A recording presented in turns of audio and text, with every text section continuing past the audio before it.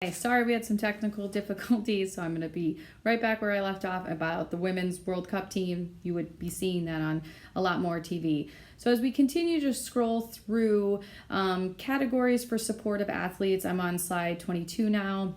Really, there's a whole list of things that go into equality and are females getting a fair opportunity and the number of coaches they have, the salary for staff, recruiting, all of that kind of good stuff.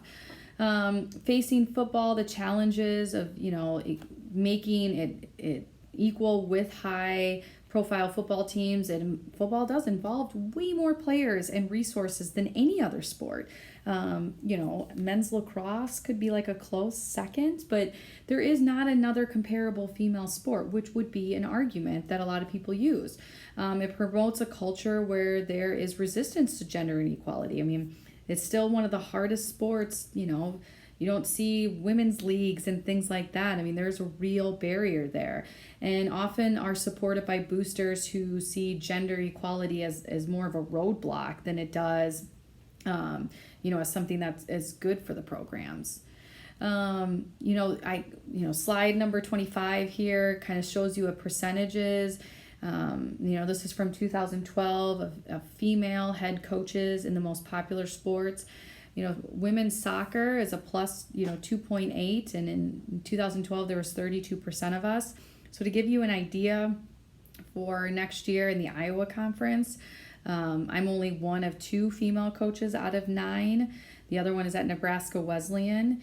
And in the region, it's pretty low as well. And I'll coach against, some other females coaches. Minnesota's conference has a lot of female coaches. The Wisconsin conference doesn't. Those are a lot of the schools that we play. But overall, soccer is heavily inundated with men. But there's other sports that clearly have it a lot worse. Coaching and administration, the reasons why you're not seeing as many females in this line of work, women are not considered for half of all coaching jobs. That is for men's teams. So one thing we run into in soccer per se, and I would imagine this happens in other sports like volleyball and things, is that men will get experience and they will apply for both men's and women's jobs. And women will get experience, and we just tend to apply for women's jobs or are only considered for women's jobs. And yes, that is slowly changing. But, overall, and I want you to really think about it. Like, a female coaching a male's team, if I was the Wartburg men's soccer coach here, I mean, what kind of perception does that put out there and just recruiting and getting players to play here? And we're moving towards a place where that's a little bit more acceptable, but we're finding more and more that these men are able to come and coach females with no experience on the female side. But women, that would be a lot bigger, hill to jump, if you will. Women lack full development and effective occupational networks to compete with men. So again, I'm going to continue to give you some personal examples, but I get into coaching and I have to get into these social networks that are heavily inundated with men, and it's a lot harder than it might sound, and making sure that you can meet people, the right people, to get you where you want to be. Search committees often have members who use certain orthodox, like just stereotypes in assessing the job applicant, and those things. Many women lack support systems and professional development opportunities that men have had. So just meaning, a lot of men will have other men kind of pull them along and help them, where women don't always have those same type of opportunities. Continuing on, women avoid careers in sports organized because you are dealing male dominant, male identified, male centered. So that's my whole world all the time. Yes, I coach. Actually, my whole world is females all the time because I'm a women's coach. But when I'm out in the world of coaching, that's my world. So my everyday right now at Wartburg, if we just kept it really like in a bubble, would be the men's soccer coach, obviously is a male coach. His assistant is male. My assistant is male. I mean, the people that I'm working with day in and day out are males. So sometimes women want to avoid that. And then women's experience more sexual harassment, which sets them up to be discouraged to do this type of job. Continuing on here, there's barriers to gender inequality. So this isn't just something we can just be like, let's make it all fair. Well, it's hard to do that because, budget cuts, money's tight everywhere. Private sport programs make it difficult to make sure everything's easy. Resistance to government regulations, few models of women in positions of power. That's part of the reason why I did my job, is not to show even my team that, hey, you can be a women's soccer coach. That is part of it. I wanted to show my team that you could be in a position to be a leader and still have a significant other, and you can still have a family, and you can have a job that you love. Like, that was always one of my goals, is to be a role model just in general, to show other females like, you can have it all, you can do it all. Culture emphasis on cosmetic fitness for women. We are still trivializing women's sports. I just kind of yelled at my women's soccer team. Not yell, that's a pretty strong word. Had a discussion with them about, if we want women's sports to be more popular, then we have to support women's sports. We know, we need to be the ones watching it and tuning in and making sure that we're supporting them. Male-identified, male-centered organizations, which we've already touched on. I put some recent actions with some different sexual harassment things that have happened in the new media with teams. So there's all these different stories here, and I definitely suggest you clicking on them and reading through them. So when people are saying, this stuff isn't happening anymore, unfortunately it is. And I actually think for the first time, we are really coming to see, and we're putting it out there, these types of behaviors are unacceptable. I'm going to continue to kind of go down here really quick. I want to go to, I'm on now slide 36. The definition of homophobia: general fear and intolerance of anyone who isn't clearly classifiable as heterosexual, male, or female. So homophobia is really this idea to create fear. It puts pressures on traditional gender definitions, and it really kind of tries to silence anyone who falls out of this category. Transgender in sports is a very, very big topic that, I'll be honest, I'm even just diving into. I've been teaching this class for 8 years, and it's really starting to, be a heavily debated topic. And I have a link here for you at the bottom of the PowerPoint to go. It looks at the United States, and it kind of discuss which states right now are doing a good job, or I shouldn't even say that, what the state policies are when regarding transgender athletes. And right now, a lot of states just want to ignore it. Like, they don't exist. We don't want to deal with it. Other states have some really interesting policies, but it is a topic that we have to continue to discuss and highlight.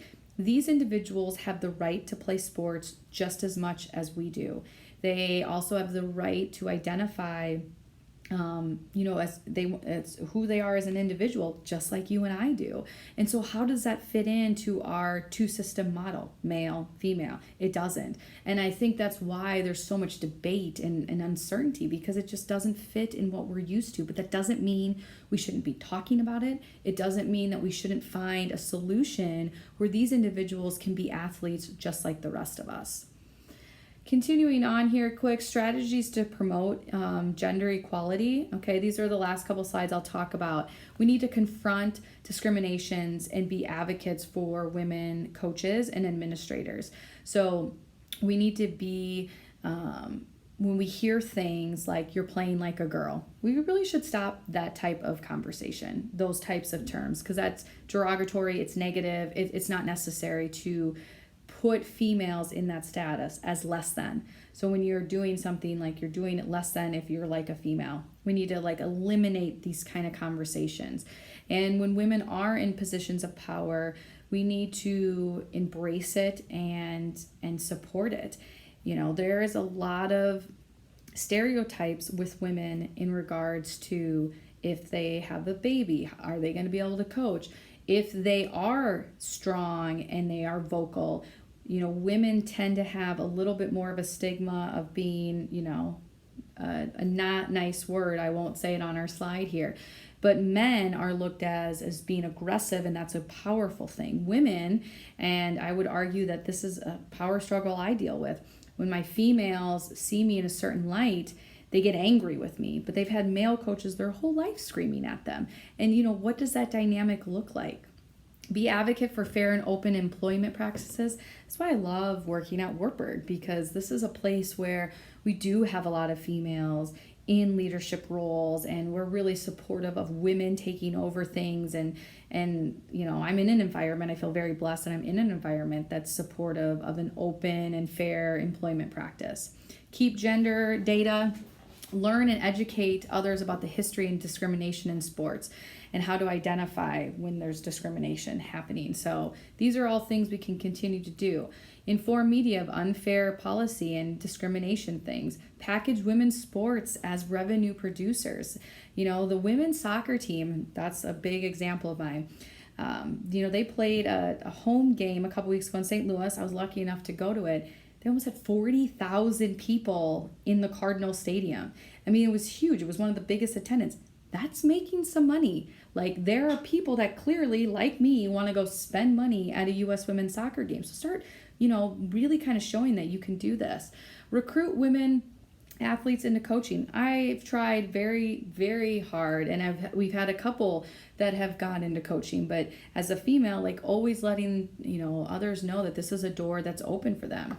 Use women hiring networks, and there's a lot of them out there, and create a supportive climate for women in your organization. So, for me, if you go and have a baby, that it's not the end of the world, and it wasn't. And I'm lucky enough that I work at an organization that was incredibly supportive of that.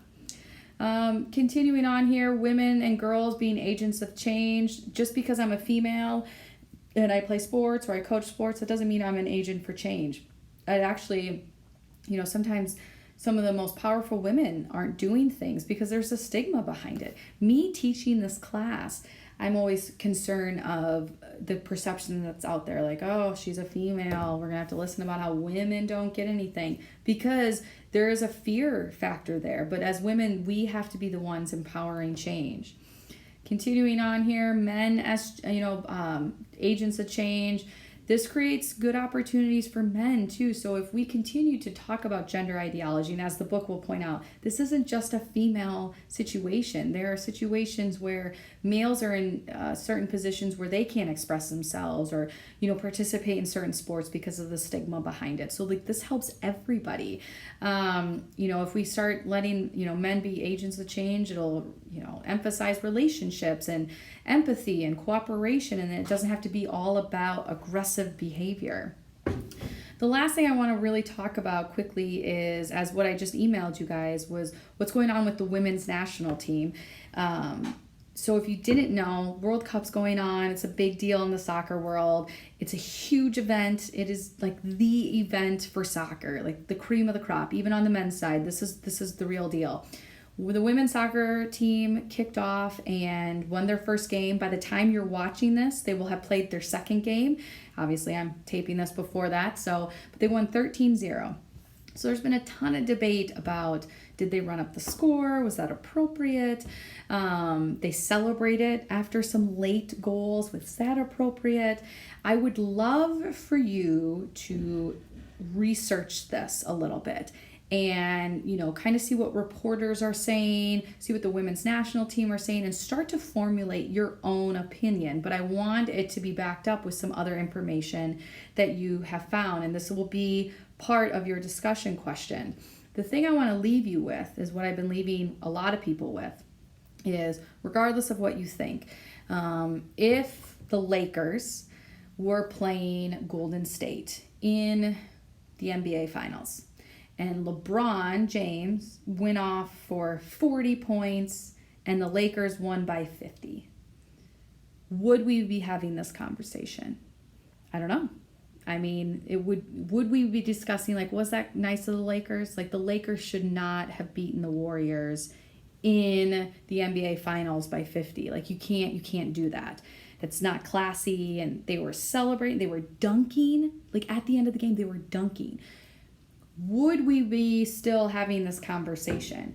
Now, again, soccer is a much different sport. There's not as much scoring that goes on. So I'll be so interested to hear your opinion on it. I've been reading everything, both sides of it. We're definitely have been in somewhat similar situations, but the World Cup, I mean, it's the top stuff. So I can't wait to hear from all of you, and make sure you really read this chapter so you have a good understanding of it.